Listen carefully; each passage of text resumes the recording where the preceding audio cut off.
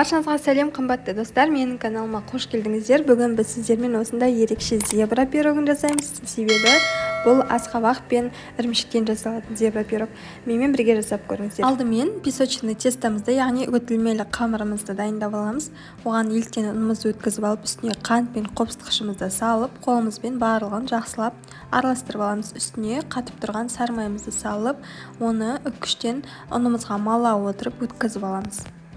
Барлығын өткізген соң қолымызбен араластырып, осылай үгіте отырып, осындай ұнтақ жасап аламыз. Крошки болу керек.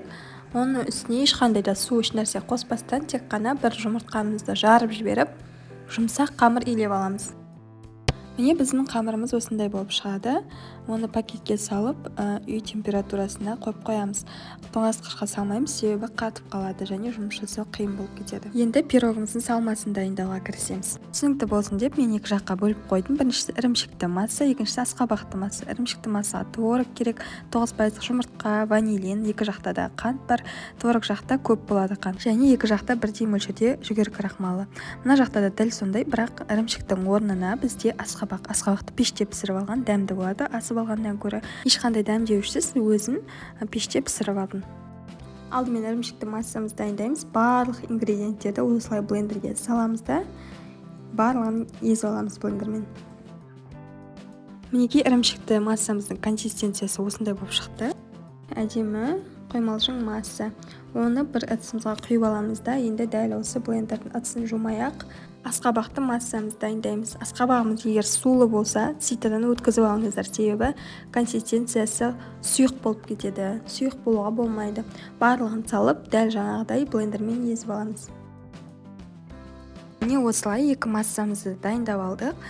Екеуінің консистенциялары бірдей болу қажет. Енді формамызды дайындап аламыз. Астына пергамент қағазын төсейміз, жан-жағына ешнәрсе жақпаймыз.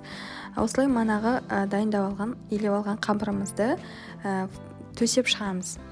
Жан-жақтарының астын барлығын біркелкі етіп төсеу керек. Және де осы сәтте пешімізді қыздырып қоямыз.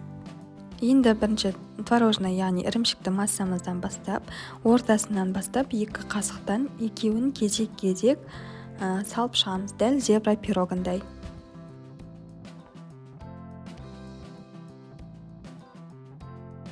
Осылай бір шайқап, тегістеп аламыз, арасында ауа қалмайтындай етіп.